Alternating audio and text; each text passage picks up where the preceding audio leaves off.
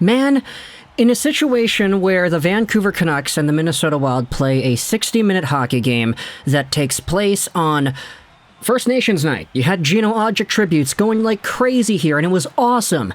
Even though there was a fully scheduled hockey game in the midst of all of that, I feel so uninspired to talk about that game. I don't know what it was. Maybe it's fatigue from making so many videos about the trades that have been going on. This is the first commentary with video game footage in the background that we've made in several videos. All the other videos we've made have all been trade breakdowns, therefore we use the Streamlabs. Maybe this week has just been so crazy with so many external moves that I'm kind of sitting here on the night before the trade deadline thinking to myself, man, do I really want to talk about a 2-1 Vancouver Canucks regulation loss at home? I don't know.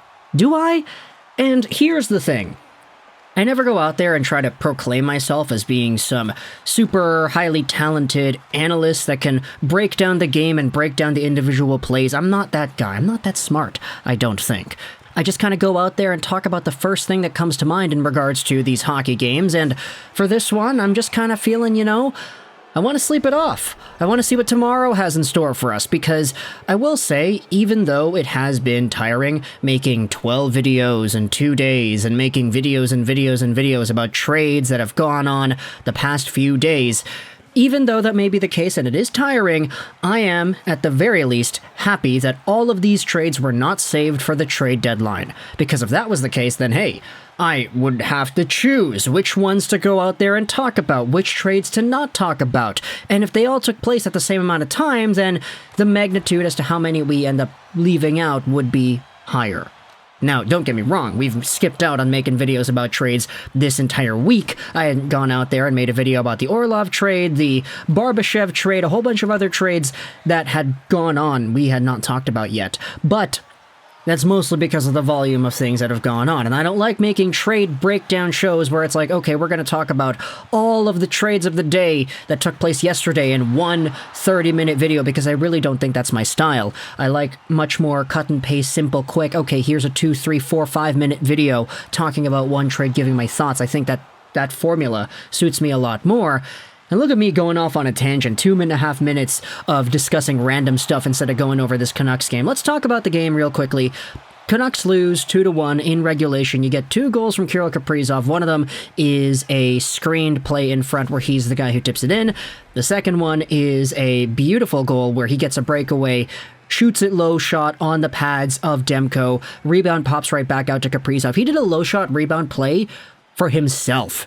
Normally you see the low shot rebound when you have a 2-on-1 or a 2-on-0. The guy with the puck shoots it low off the pads and it bounces to the other guy. But nah, Kaprizov decided to do a low shot rebound to himself on the B-way, which is beautiful.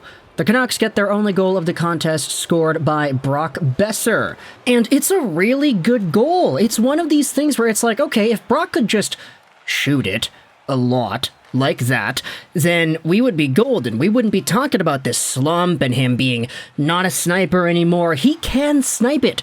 Although you only really see that come out maybe once every, dare I say, 5, 7-ish games.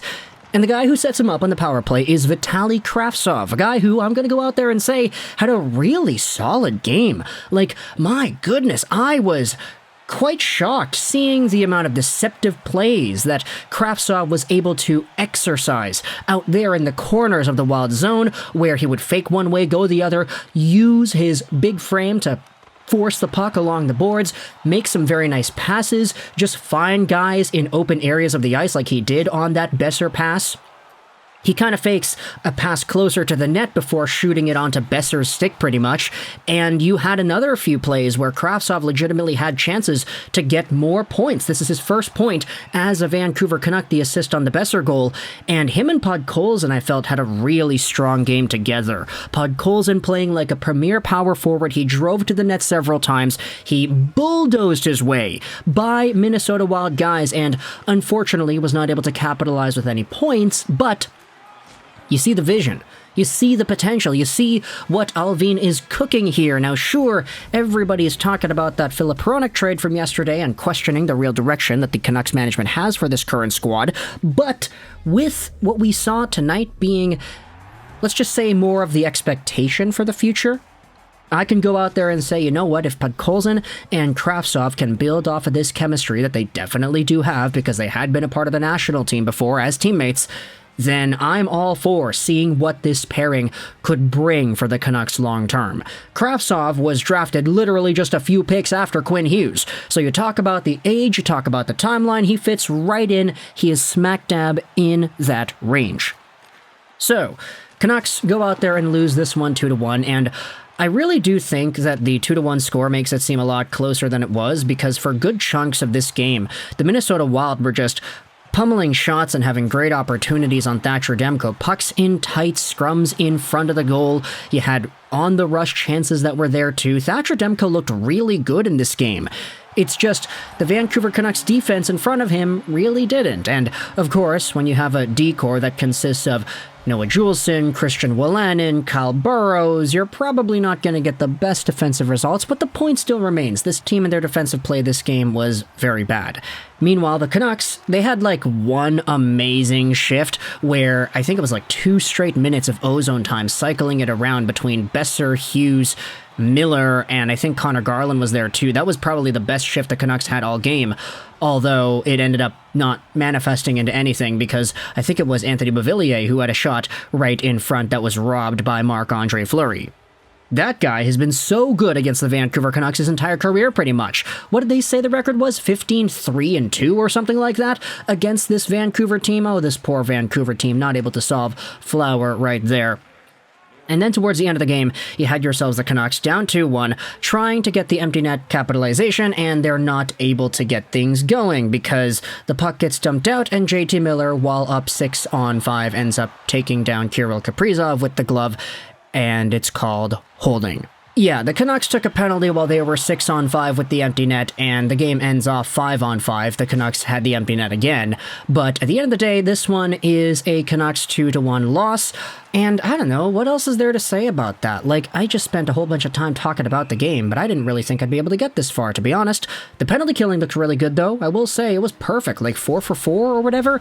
4 or 5 for 5, if you want to say. The Miller penalty at the end counts towards their PK percentage, but the Canucks penalty killing actually looked pretty good in this one. They killed off a lengthy 5-on-3 as well, after Elias Pettersson threw the puck out of bounds when he was in his own end, except the catch was the puck exited the ice on the Minnesota end boards glass. Pettersson shot it over everything.